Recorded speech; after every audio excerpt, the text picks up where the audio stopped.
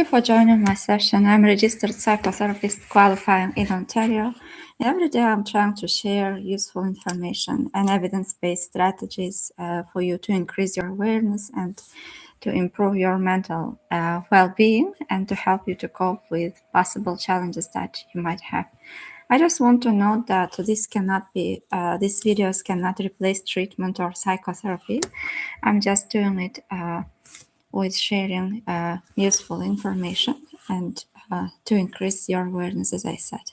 If you have clicked on this video, there is a good chance that your mind sometimes works a little too hard. Maybe it's at night, maybe when everything gets quiet, your brain suddenly starts to replay conversations from earlier in the day, or you start to judge yourself, analyze situations, and maybe you notice that it's difficult to stop these thoughts, and thoughts are coming and coming, following each other. However, it's important to notice these overthinking, rumination patterns, and the good news is that there are a lot of strategies that you can use and questions you can ask to help yourself to stop this cycle and to focus on what's important for you. Maybe when you need to focus on your job, your mind begins analyzing every possible scenario. Maybe you have asked yourself this question before. Why do I think so much? And today we are going to explore why this is happening, how your brain works, and what you can do about it. We will explore how you can manage this pattern in a healthy way, and because overthinking is not always a weakness. In fact, people who are overthinking are actually more powerful than others. They are stronger because this means that their minds and empathy levels are higher, that they are more sensitive, and they have they are able to think from different perspectives. And when this power of your brain is not directed properly in the right way, it can start working against you, because this would be exhausting. Thinking all the time, repeating the same thoughts over and over again can be exhausting and can keep you away from taking action. That's why intelligent people tend to overthink, and brain might get stuck in thought loops, and there is a difference between reflection and rumination. You can reflect on your behavior, other people's behavior, or you can analyze situations. But however, when it's excessive, when it turns into rumination, and when certain thoughts come over and over again, this might not be useful for you, and maybe this keeping you stuck. Therefore, overthinking is actually your brain's problem-solving system working overtime. And while you are overthinking, it's generally also accompanied by anxiety or feelings of feeling scared, and your mind is trying to generate possible solutions. But the problem is that even if you think that thinking can solve the problem, it's not always the case. And sometimes thinking too much doesn't solve any problem. It just keeps you stuck from taking action. And your brain is designed to do two main things. One of them is to solve problems, and the other to protect you from dangers. And that's how our minds were designed. And therefore, your brain will automatically scan for any possible threats and will try to do its best in order to keep you away from danger or threat. And its aim wasn't to make you happy. And the second one is it tries to solve problems and to generate solutions. And that's why these are two main reasons why people are overthinking so much. And here where things become interesting. People with higher analytical ability often see more possibilities in every situation. And while that can be a strength, it can also become exhausting, as we have already mentioned. For instance, imagine you send a message to someone, they don't reply, and person doesn't overthink. And person who doesn't overthink might simply assume they are probably busy, but an overthinker would start to have a variety of thoughts. Maybe they would think, did I say something wrong? Did my message sound rude? Did I text too much? Are they upset with me? And suddenly your brain becomes a detective trying to analyze every possible explanation and perspective. And here is something very important to understand. Your brain is not trying to hurt you, it's just trying to protect you. However, the brain is not always good at telling the difference between a real threat and an imagined one. And in this case, for instance, thinking so much will not be useful for you. It will just keep you stuck in the same loop and maybe keep you away from doing things, taking action, focusing on your work. And when you start overthinking over and over again about the same topics, this is where it turns into rumination. Rumination is when the same thoughts keep repeating again, and you might lie down at night and suddenly remember something you said earlier in the day. And your brain might start to whisper that you shouldn't have said that. What do they mean by saying it? What did they say that? And that it and then it replays the moment again and again and again. And intelligent people often experience this more because they tend to have higher awareness of details. They notice subtle reactions, analyze social cues, maybe mimics, and even if the person who was speaking didn't even notice any changes in their voice or reactions or face expressions, an overthinker and a person with high intelligence might try to find out some meaning from it, and they might try to evaluate their own behavior since they will have a high awareness. And sometimes this leads to a painful question: what do people think about me? One of the biggest mistakes people make is this. They think that I need to get this thought out of my head. They are trying to delete or suppress the thought. However, on the contrary, as you are trying to suppress your thoughts or to stop the thought, it will come back with a stronger power. For instance, imagine if you were trying not to think about like classical examples of pink element or a white pair, according to research that was conducted. You will start to think about it even more because the mind focuses on what is resisted. So anyone might have automatic thoughts, and that's how our brains work. And we cannot delete the initial thoughts. However, we can learn some strategies and find out some strategies that would help to decrease overthinking or to stop the loop, to break the loop, and to focus your attention and energy on something else. So instead of trying to fight with your thoughts, to argue with your thoughts, just simply observing them and noticing the thoughts was actually found to decrease overthinking and to help you to create freedom of choice to choose which behavior you can choose. So when your mind says, I definitely said something wrong, respond with, my mind is trying to protect me right now. And this creates a space between you and your thought, and you can choose what to do in that space. You can choose how to spend your time. And another strategy is not taking your mind too seriously, because this might sound strange, but it works. Your mind is not always telling the truth, but we tend to treat every thought as it is, and taking the thought, people will treat me badly. For instance, imagine you are having automatic thought that people are going to treat me badly. So what you can do with it, if you just try to suppress it, or you might find yourself generating more and more thoughts. For instance, maybe you have some following thoughts that about the past, what happened in the past, what struggles and or injustice you faced in the past, how you felt upset, and then notice how this experience are carried into present relationships. And you might have variety of thoughts. This might impact your mood negatively. And then whenever you will notice this thought, you can redirect your attention and energy, your time, your efforts into something else. For instance, you can decide for yourself, noticing that these are just thoughts and they don't have to be the reality.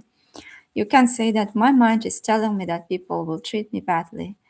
Or you can think about a recent moment when you expected to be treated badly, but the outcome was neutral or even slightly positive. So remembering about those moments when you also had the same thoughts, but things didn't go as you expected, or that noticing that this is an overgeneralization, and when overthinking shows up, what has helped you at that time, when you acted differently, not to act on it, or at least pause before reacting. And what does that say about your ability to not let the past and your negative thoughts completely control your present?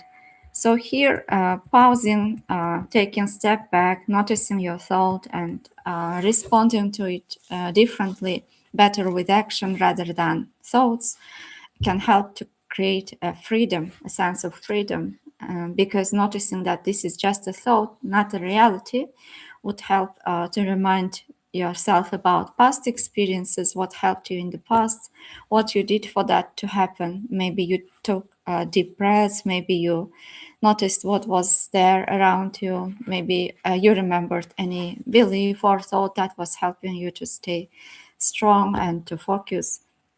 Whatever was helping you and whatever helped you to make that happen can be used, and evidence of the fact that you can do it again. So if this thought still appears but it doesn't pull you in as much, what would be you doing differently? What would you like to do differently when overthinking shows up? How you want to spend your time, how you want to spend your life, and if overthinking was not controlling your actions anymore, what would you see yourself doing? How would you show up in conversations if these thoughts didn't impact your mood or actions? What might you notice about other people that you currently miss when overthinking takes over? And another barrier that can become another challenge that you might have is thinking that we can control everything. And this is an illusion, because overthinking is often driven by the belief that if I think enough, I can control situation, I can control everything. But this is an illusion, and reality is most of life is uncontrollable.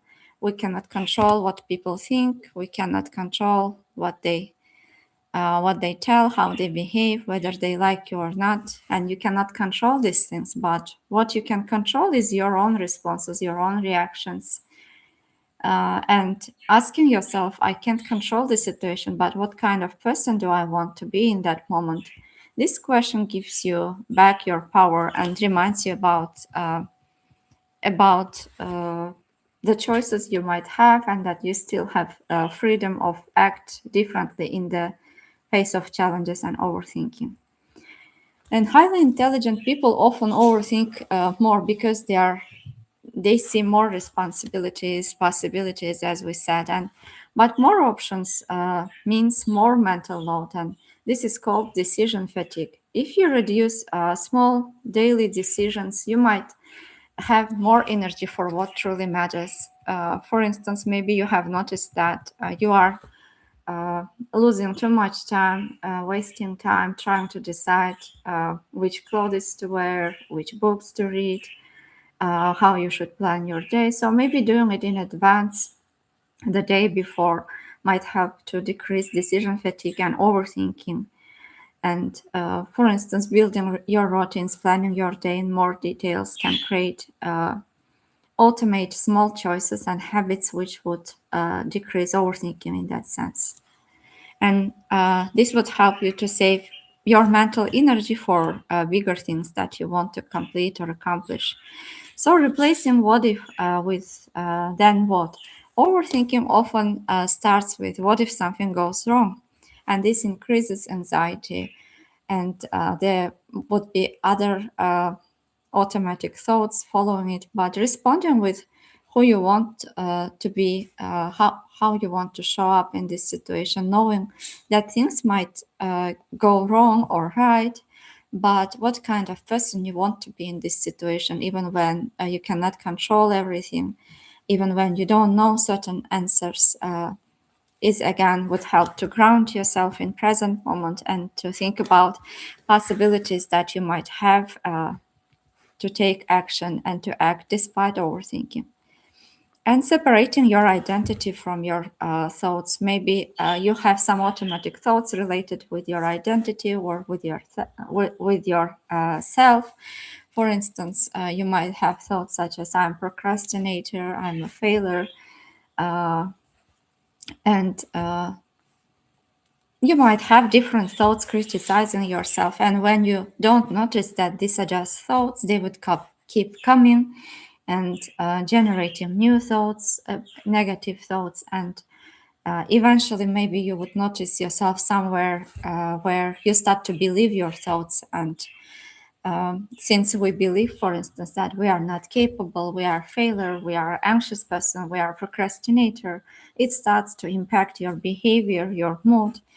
However, if you are able to notice that these are just thoughts and these are just labels you are pasting on yourself, it's one of the first steps towards awareness and taking out that labels and creating psychological flexibility and freedom for you to take steps and to act despite these uncomfortable thoughts. So if I think this, it must mean something about me. This is one of the most mistakes, that if I have this thought that this has to do something related with me, this is one of the problems that causes fusion with the thoughts and further creates challenges in achieving your goals. And having a thought doesn't make it real. Your mind produces thoughts, and that's what it does. That's what it was designed to do. But you are the one who notices these thoughts, and you are the one you are the observer, and you have the voice. You have the choice to respond to them differently. And overthinking generally pulls you into the future or into the past. However, grounding yourself in now is important, because everything, the change and success, everything is happening at the present moment. Therefore, anytime when you notice that you are overthinking, you can redirect your attention towards physical sensations. For instance, walking or doing what's important for you to accomplish your goals, reading, writing, noticing your surroundings, listening to something that helps you to relax, to feel better, connecting to someone. So you don't have to stop your thoughts, just come back to the present moment. And as we have already mentioned, at times when you will notice overthinking, asking yourself, what kind of person do I want to be here? How do I want to show up? And not what you want to feel, but who you want to become. Is it a kind person? Is it a brave person, curious person? Because when you decide which qualities do you want to see more in yourself, it will be easier for you to direct your attention towards that qualities. For instance, you can decide for yourself, if when you notice yourself overthinking, which qualities do you want to see while trying to accomplish your goals of becoming more successful in your career or in your education, and how you can use these qualities in your daily life, in your routines, or in the way of responding to overthinking while trying to overcome and decrease overthinking. For instance, if you value your education, your career, you can decide in advance what step you can take when you notice yourself overthinking. Most of us are trying to read, to do daily readings. And maybe, for instance, opening your book and reading several pages might help to see those qualities. And one of most problematic thoughts is that we are waiting until our thoughts disappear or until we feel better, until anxiety goes. But the reality is that we still can act with these feelings and with these thoughts. And when we start doing that, we create more freedom for ourselves. For instance, you can decide for yourself, I feel anxious, I start to overthink, but I'm still going to show up. And smaller steps matter. Maybe going to the meeting while you are anxious when you started overthinking, or uh, directing your focus on your job. And this would slowly help to create habits and new neural pathways in your brain and make it easier each time you direct your attention towards these things that matter. And this would also increase your confidence and make you feel more capable of yourself. So, courage is not the absence of fear or anxiety, it's just action in the presence of it. And your mind is not your enemy, it's trying to protect you. Sometimes it might be using outdated or unhelpful methods and ways, but you don't need to silence it. You just need to notice it, create space from it, and choose how you want to live anyway. And that's called psychological flexibility. And that's where the real freedom begins. The more you try to push a thought away, the stronger it comes back. So instead of saying, I need to stop thinking this, we can try saying, my mind is trying to protect me right now, and we can choose how we want to show up in this situation.